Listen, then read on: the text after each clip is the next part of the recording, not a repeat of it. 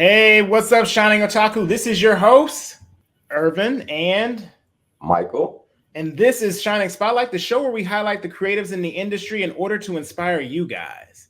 Today we have a two-in-one amazing creator on the show. He is a comic writer and a screenwriter. He's been awarded 5 Glyph Awards for, and one of them being for his original comic Shadow Law. He's also been nominated for an Eisner as well, and he's a screenwriter that's done works on such like Agent Carter, Thundercats, Transformers, a lot of works that you guys know about. And his most recent project that's been adapted is a comic called Ayanu, Child of Wonder by Unique Studios and Dark Horse. Today we welcome a top tier creator on the show, the great Brandon Easton. Thank you so much for coming on today, Brandon. We really appreciate it. Yeah, I appreciate being here. Thank you so much. So, what I'm curious about is, of course, since you've worked both in doing comics and done a lot of different, comics for, some for, even like Marvel, for example, and you've worked on your own projects and done screenwriting. When you're adapting a work, for example, like, Ayanu, Child of Wonder, what does the process look like where the integrity of the original property is maintained into the new creation? Yeah, that's a great question. So first, with Inyanu, the creator and executive producer of the show is Roy Akupe. He's the one who originally brought him and his producer brought the project to me, and he actually was in the writer's room.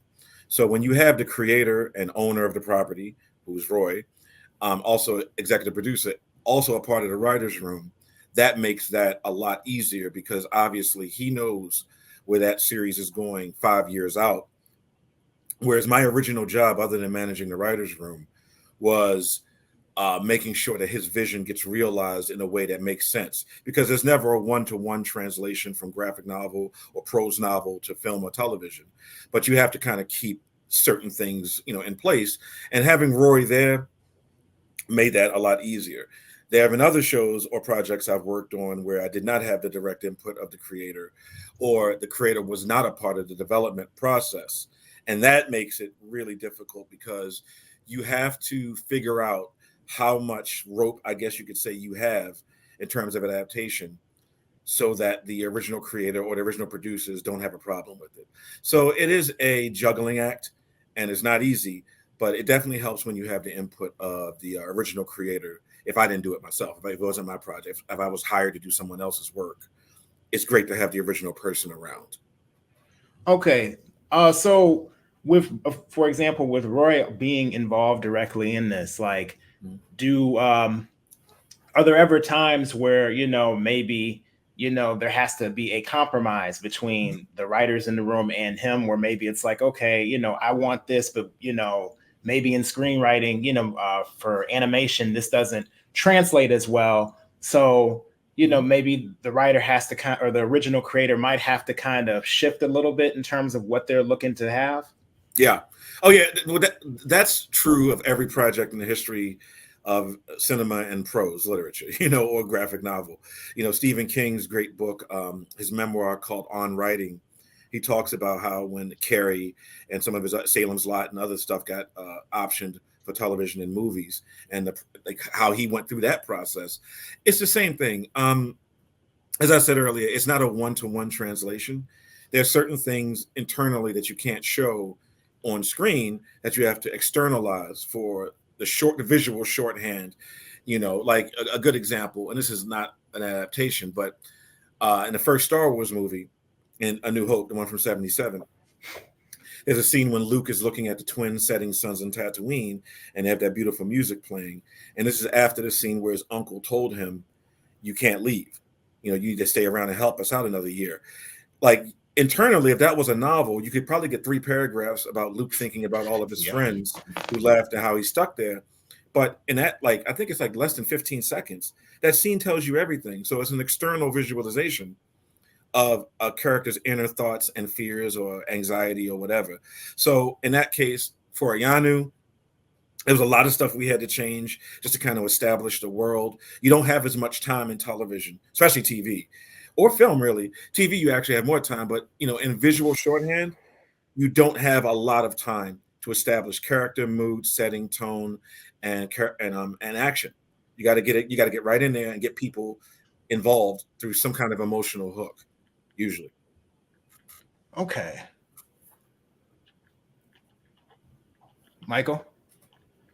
I actually just wanted to take a note on that. That was, forgive me, I just had to personally take a note because it's good to hear it directly from someone who has that immediate experience and immediate sound knowledge and wisdom.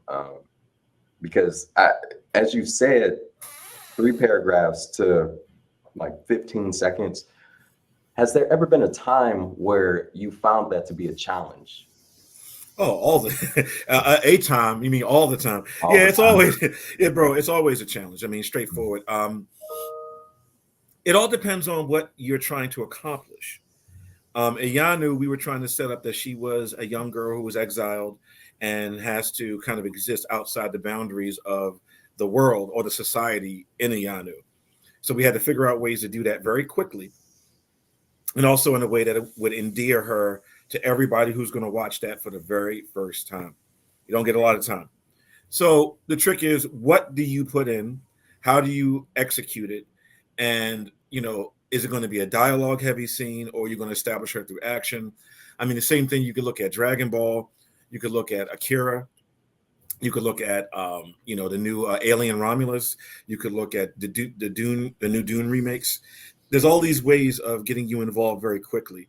And the films that are very successful, they tend to do it very fast. So if you think about all the stuff you like, what was the scene that got you hooked in the first 15 seconds to about 2 minutes?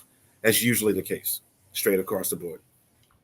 So I know like the format for like film like versus TV is a bit different. Like, was there ever a was it ever on the table to maybe even have changed the format of Ayanu instead of maybe like TV to maybe turning it into a film, or was it always we want this to be a television show rather than Yeah, I mean, based on what I can say before the show comes out, I was only hired to do a TV series.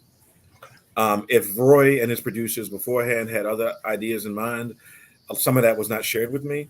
All I know is when we hit the ground running on day one, it was going to be a TV series. And after I got everything set up, it was a TV show. So, yeah, it wasn't really any kind of tug of war at all for that. Okay. Now, I'm curious a little bit more about your original work, Shadow Law. Since you've done an adaptation, for example, Ayanu, have you ever wanted to adapt your work into any other mediums? Yeah, Shadow Law is high on my list of things I'm working on right now in terms of getting it to the next level.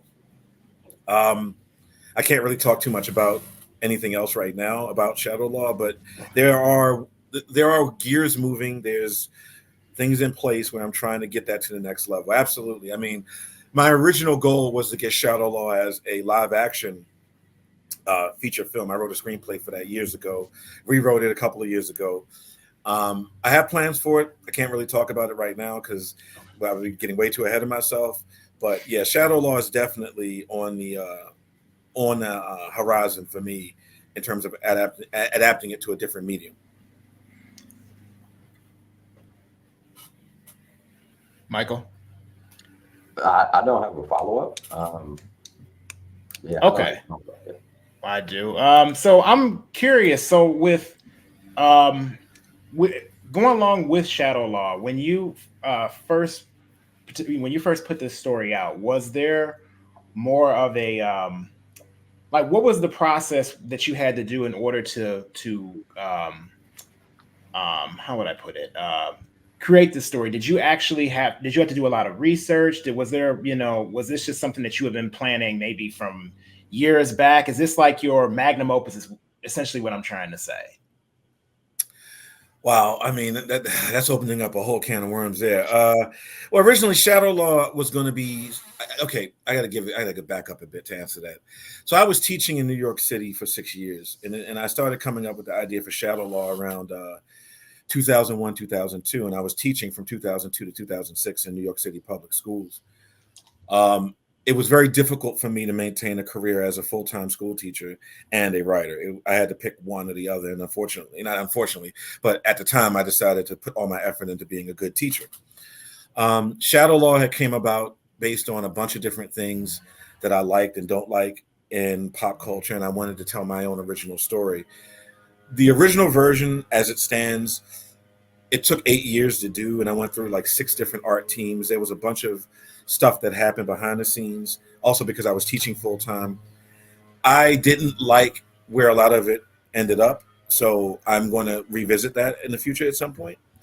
But Shadow Law, as it stands, is probably 60% of the vision that I had in mind, and I'm gonna see if I can correct that at some point.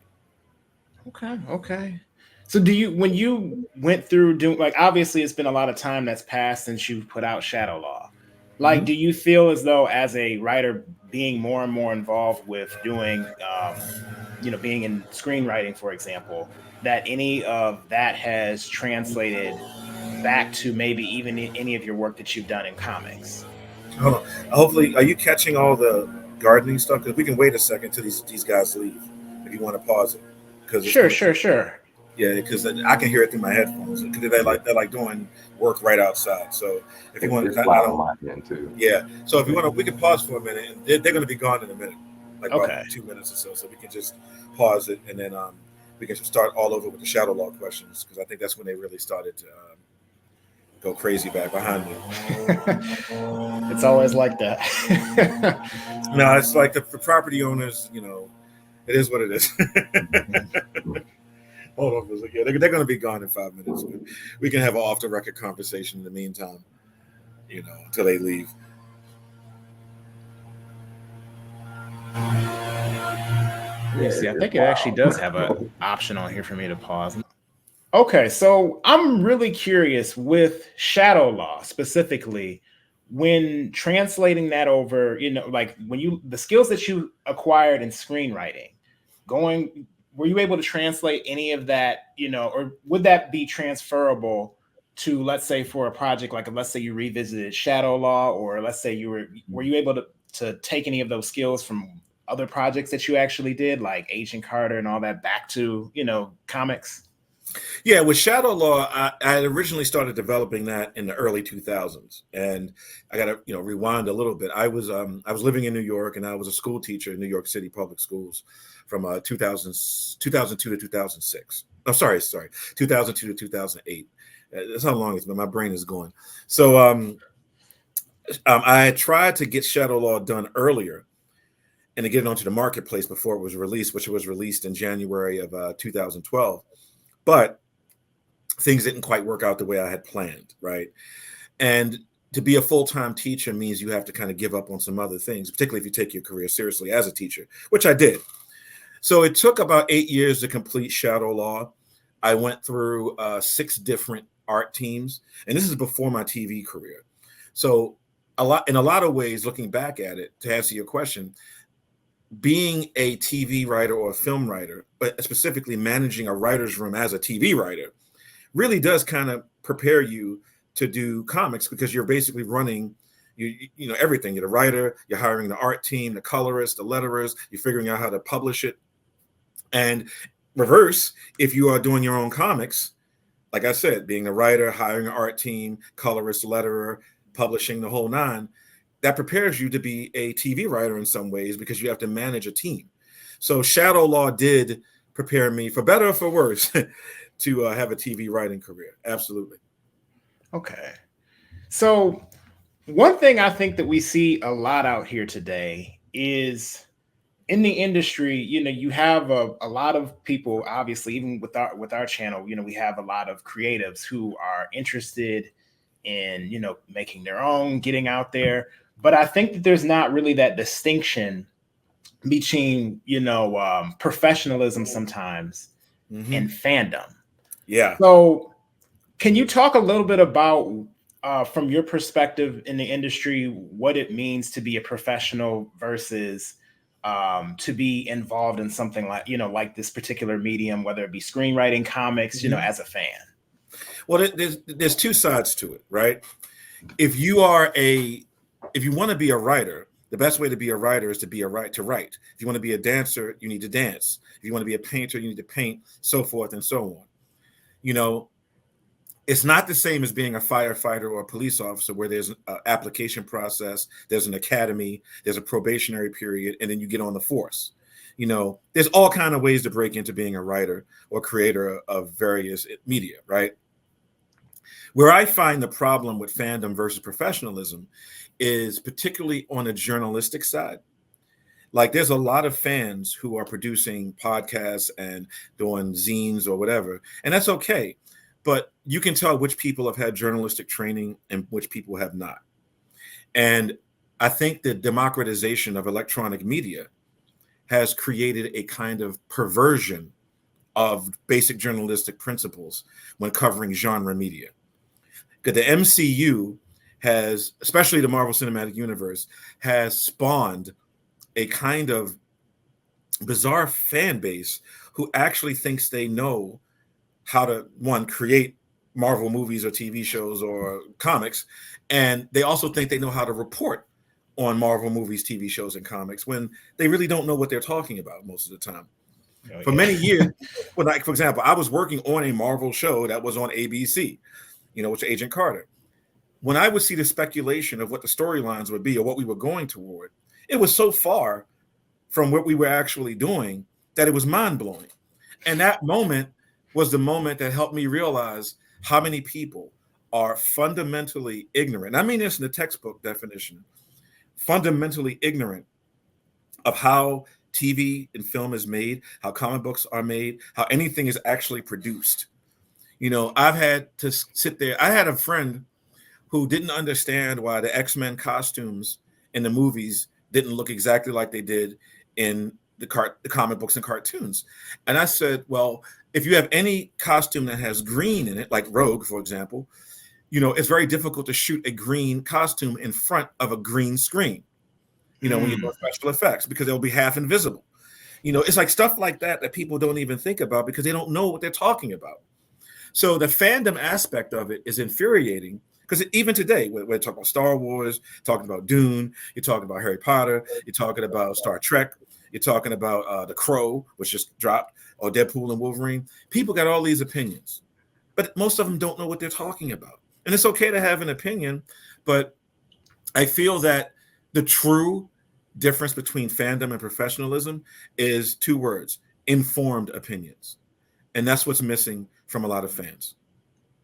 So when you really got involved into the industry, was there ever a period of time, you know, for lack of better words, where maybe you had to do like because I'm gonna make a big assumption here. I'm assuming that, you know, you probably were a fan first, but maybe you weren't. You might have just been, you know, a writer and maybe got into the medium. Is that accurate or no?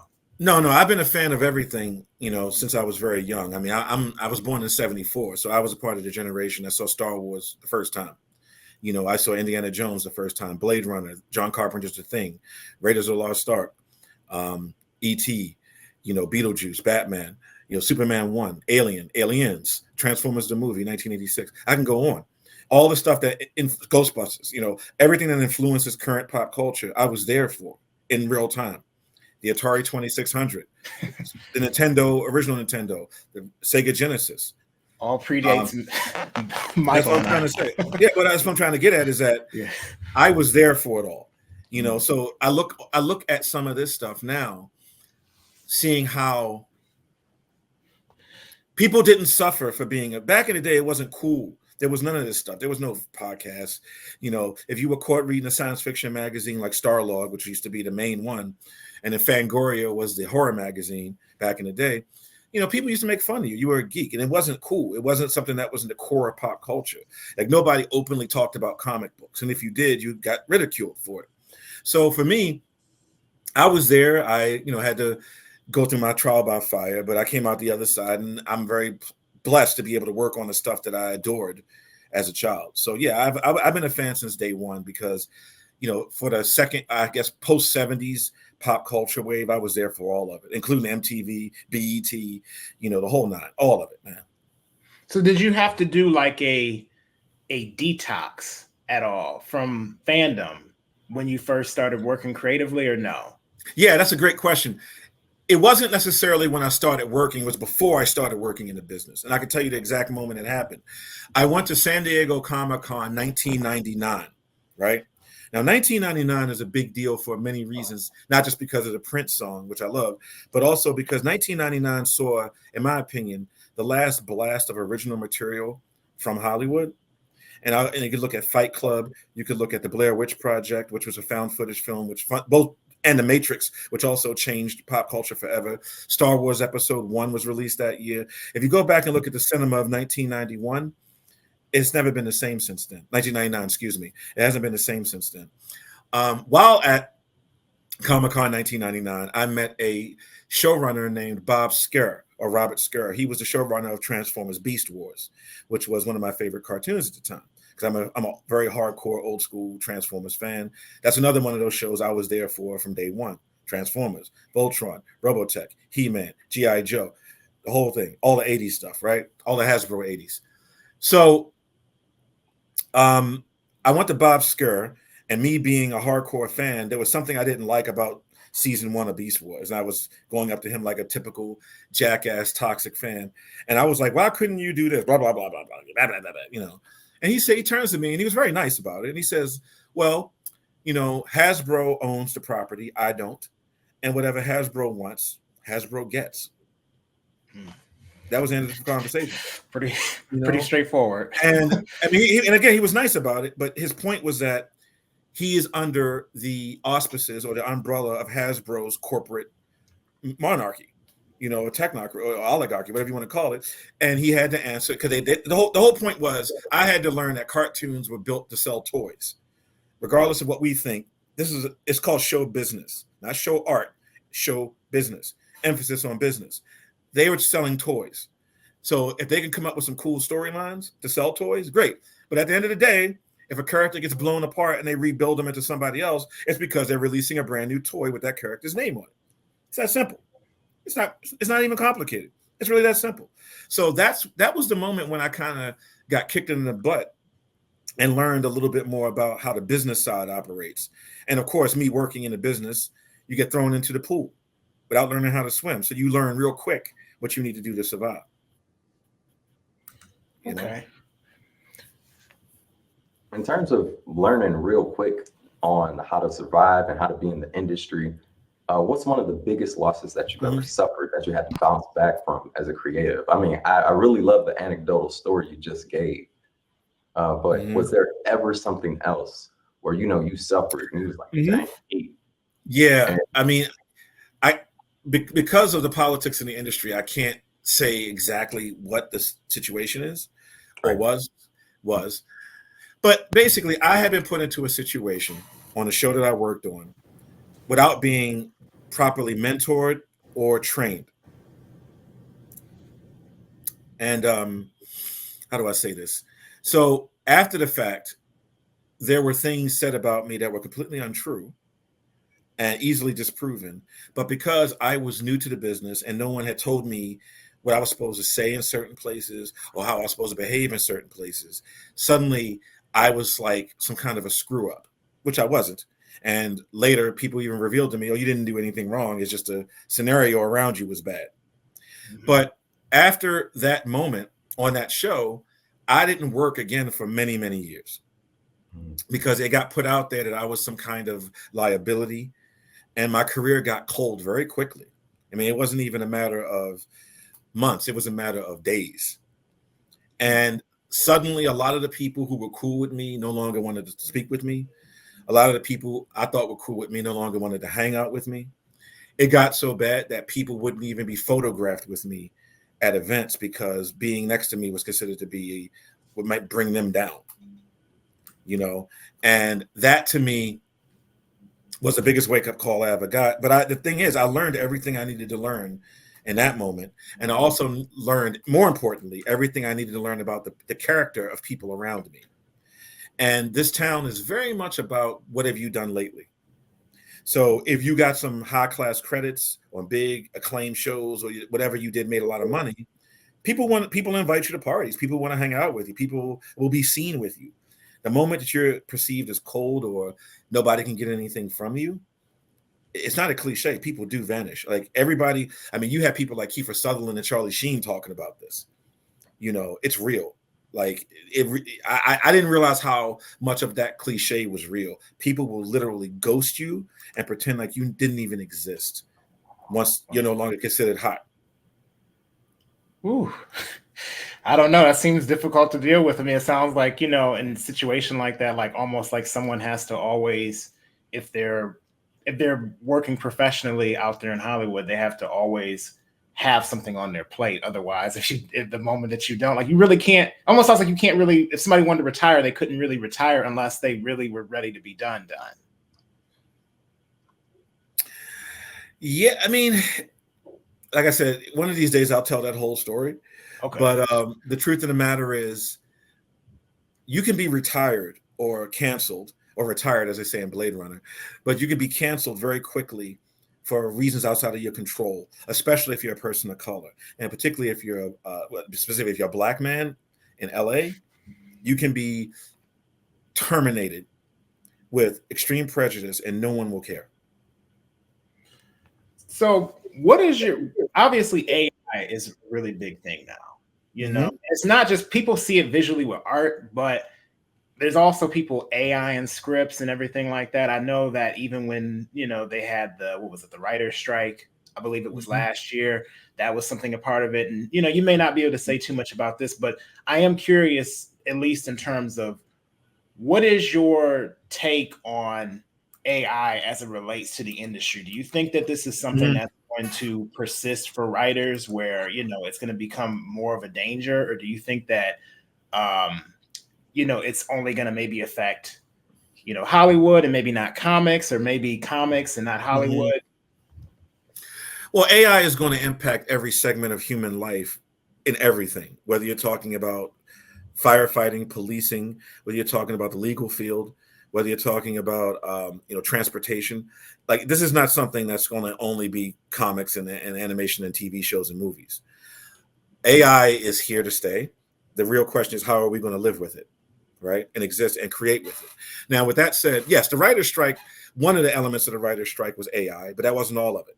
That was only a part of it. The strikes were encompassing like maybe 15 to 25 different issues, right? Now, the Writers Guild of America, our union, which I'm a part of, we are not tolerating AI scripts. If a script is considered to be AI, it will be immediately disqualified. And, these producers are trying to get around that. AI, to me, should be doing things like emptying our garbage, cleaning our sewers, helping our trains and planes and automobiles run better. AI should not be trying to create works of art, because it can't. It just can't. And I'm not really worried about it stealing a job from me. The real impact that AI is going to do is to still be less money going around for script and concept development. And what has traditionally happened in Hollywood, and this is where all that stuff about Hollywood collapsing and blah, blah, blah. Look, the people in the last 10 years who made the most money was the same circles of cliques who always made the same amount, made a lot of money because they hired their friends. So what happens is you get a couple of showrunners, they get to run a bunch of different shows, and they hire their buddies, and those people make money. It's not like a lot of new people are constantly getting in. It's that the same people, up until the point they age out or pass away or leave the industry, they get to have all the fun until the next crop comes up who are lucky enough to be connected properly, which is what it's really all about. It's who you know, not what you know, literally. So with that said, AI, I don't know if it'll make a dent in that kind of nepotism or cronyism situation. Nothing really makes a dent in it, so I think things are just going to keep going the way they are, with AI kind of being like a thorn in somebody's side here and there. But I don't see it fundamentally changing or improving too much in the business. What I question about it sometimes is like the fact that like AI is, I mean, it's this good right now, but technology only continues to improve. So I do wonder how that's going to look long term, because we're writers too. We're not obviously accomplished screenwriters like you, but not yet. But it's something that I do wonder how it will affect things in the long run when it's continuing to develop that technology. AI will never create The Wire. AI will never create Star Wars or Blade Runner. AI can never create Goodfellas. AI will never create Alien, or District 9. There are things that are inherent to human existence that can never be tapped into by AI. I mean, AI couldn't create Cowboy Bebop or Naruto. Maybe the filler episodes, but not the core story.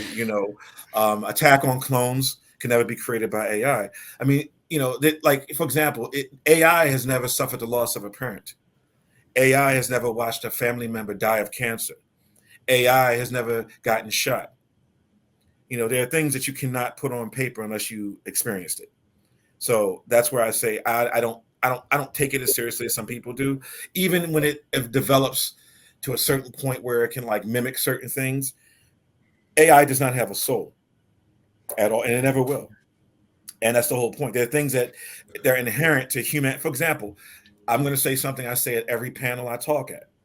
Every human being is fighting a war secretly, internally, that they tell nobody about. Sometimes it comes down on a piece of paper. AI will never have that issue. AI will never be suffering internally or questioning itself or asking itself what it is to be an authentic human being. You can't mimic that. You just can't. Fair enough.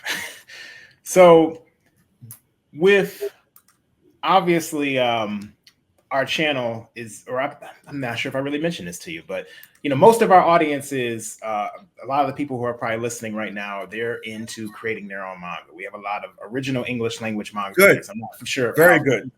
So I'm sure a lot of them, probably, kind of want to get your take on what is your opinion of, with a lot of the comics that are out here nowadays being more manga inspired. What is your opinion of original English language manga, like just as a whole? There's nothing wrong with it. I mean, it's great that people are doing it. My only thought, and this is more on the business side of it, is how you're going to monetize that and compete with the original material from Japan.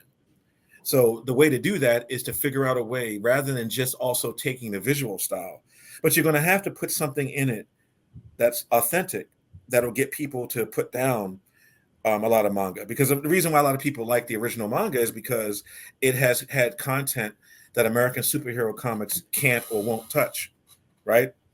That's why and it also has a beginning, middle, and end, whereas except for One Piece. But beyond that, I think American manga creators have to kind of graduate into their own mindset, because I still see, when I do look at it, it's just basically, Fist of the North Star, or it's want to be Ninja Scroll, or it wants to be, Ghost in the Shell, or it wants to be Naruto. I mean, or Attack on Titan. It's like it doesn't really seem to have. I can't talk because I haven't read all of it, but a lot of the stuff I see, if it's not mimicking like the webtoon, romance stuff, it's mimicking big manga properties. And I feel like people are going to have to grow up a little bit more and get beyond that.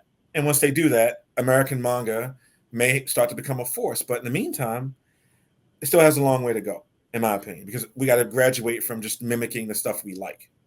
No, I'm really glad that you said that, because we talk about this so much on this channel. Like, that's why even with professionalism, when you mentioned professional versus fandom, I feel like a lot of fans are still stuck in being fans. Yeah. And not, they love, Naruto. They love, Spider-Man. I got Spider-Man right over here. They may love that stuff, but they're not really speaking to their own voice, and they're really just kind of giving their newest fan fiction. So when I've heard that, like, when writing a spec script is different, because I've never written a spec script, but like a spec script is different than writing a fan fiction. Like, as a screenwriter, like can you maybe define like what the difference is between the two by chance? Sure. I mean, yeah, I'm not going to say it's a thin line, because it's not a thin line. A spec script is usually done. Okay, we got to break it down a bit. So you're talking about TV or film? Like, you're talking about television or film? For television. Okay, for TV, usually a screenwriter or television writer who has, you don't have to have representation. You usually use a spec script to get representation. A spec script is a concept script based on either an existing property or an original one, right? Some spec script, I'm writing a spec script based on this concept I have. It's just speculative in the sense that you can use that as a sample, either to try to sell it, which doesn't always happen, but you're writing a sample to show people you can tell a story.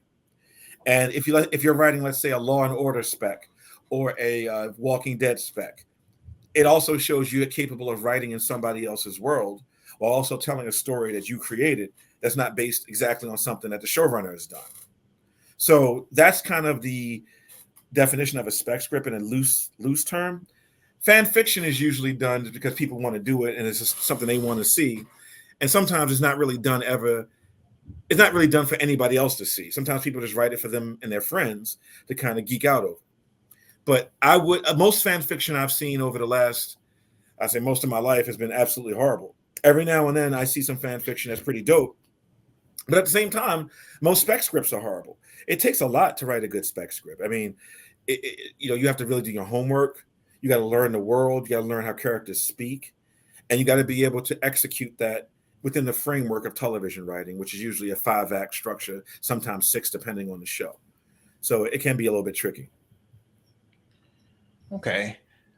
So we're in the last 10 minutes of this episode, guys. Michael, I don't know if is there anything you wanted to say before we kind of start wrapping up? No, I don't have anything, any immediately burning questions because you kind of touched on everything. You kind of touched on everything. And I know you had mentioned earlier to have some questions about your craft, but again, you touched that. You especially helped me out a lot with what I was dealing with when it comes to concerns with AI. And I know a lot of people have concerns with that, but want to hear it from someone that's more experienced and has been in the industry. Just don't be afraid of it. It doesn't have a soul. Like as you were saying that, it was like the memory came to mind. Like when I broke my arm, I was like, wow. When I sit down and I think about that, nobody can experience that exact moment like me, and how I can recall it, where I was, what time of day, the activity I was doing. AI couldn't do that. So I just think that's one, very profound, and also again, given going back to the conversation that we were having earlier, Irvin, about OEL in general, and even about the documentary.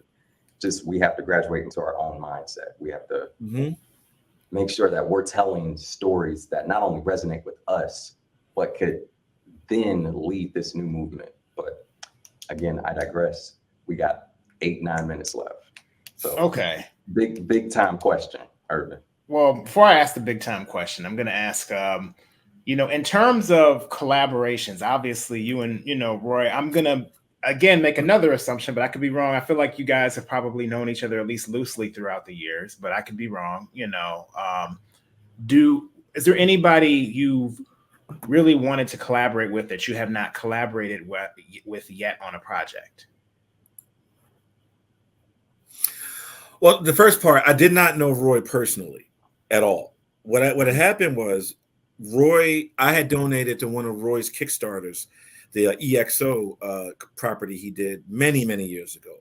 Because one of the things I like to do from time to time when I have the money, I go onto Facebook and I go onto Kickstarter and see if I can find any Black projects to support in comics on Kickstarter. And a lot of times, some of the stuff looks high quality. Sometimes it's not so great. But Roy's was pretty amazing. The fact that it was set or based out of Nigeria was really exciting to me, and I donated to it. I had no idea Roy followed my work. I had no clue. And then years later, he tells me when him and his producers approached me to adapt Ianu, he told me, I've been a fan of yours and I really wanted to work with you. And I was stunned because I had no bloody clue that Roy even knew who I was. So sometimes, karma does work out. I mean, one good turn deserves another. So yeah, that's how me and Roy actually really met, because I had donated to his Kickstarter many, many years ago, right? In terms of, there's so many people I want to work with. I can't just name one. There's a lot of people who I would like to learn from. I would love to spend some time with George Lucas, or what's his name? The guy that created Gundam, Tomino. Oh yeah, Yoshiki Tomino. Dominic, yeah, I would love to meet him, or Mamoru Oshii, or Hayao Miyazaki, for that matter. I would love to meet Oliver Stone, who did some of my favorite films of all time, or Martin Scorsese. I mean, there's a lot of folks who I am heavily influenced by. I would just like to have a conversation with Stephen King. One of the, the dude's a beast. I mean, you can't touch him in some ways. The guy's amazing. When you really look at, like, especially his 80s work that was fueled by cocaine, that stuff was amazing, man.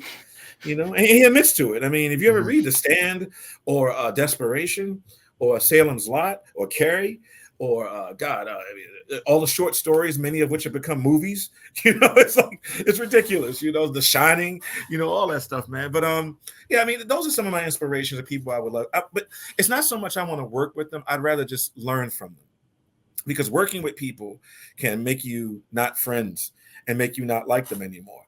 Luckily, that never happened with me and Roy, because we worked very well together. But there have been scenarios, even recently, very recently, where I had to walk away because the people were not easy to work with. And this is one of the things we didn't get to talk about how to be a professional. But you don't have to be nasty. You don't have to be mean. I think some people equate arrogance and ego with creative vision, and those are not synonymous at all. You don't have to be a jerk. You don't have to be cruel. You don't have to be an arrogant, egotistical prick to be successful. You can treat people with kindness and decency and get further, than, being nasty and cruel. So I know that I would say to everybody, anyone listening to this, regardless of what you're trying to create, you don't need to be mean. You don't need to be nasty. Treat everybody. The golden rule is one of the greatest rules ever created. It predates the 10 Commandments. Treat people like you want to be treated, period. That's really it. And if you go into that with a professional mindset, like, I'm not saying let anybody disrespect you. Don't let anybody run over you. You don't need to be a pushover. You don't need to be weak. Defend yourself if you're being disrespected. Defend yourself, protect yourself if somebody crosses the line. But when you go into a collaborative environment, just be cool, just hear everybody out, see where everybody stands, make sure you pick the right people, the right team. But once you do that, you're in a good space, and you'll be able to create for the rest of your career. Okay. All right. So last question. Did you want to ask the traditional question, Michael? No, that's on you, sir. All right. So what is your end game? Meaning, when you, years from now, when you're looking back on your career, where is it that you want to be like, I did that? This is how I want my career to be remembered. That's a good one. I mean, I'm still in the process of doing several things, which I can't talk about because I don't want to jinx myself. But, probably in a year, you'll understand why I didn't say anything. But within a year, the things I'm working on, the things I'm percolating, hopefully will be starting to get out there into the world. My end game is just my end game is to create things that inspire people the same way I was inspired by stuff in the 80s and early 90s. If I can help somebody along the same way that, like, watching Spielberg and George Lucas and, all these other folks, and Spike Lee, all these other folks, if I could be that for somebody else, that's a great thing. And some of the stuff that I'm producing, I'm hoping will have the impact other stuff has had on me for other people. So really my end game is just to be kind of a resource for people in the future somehow. Okay. Okay, well, thank you so much, Brandon, for, highlighting everything to us today, and just, talking about, your journey in the industry.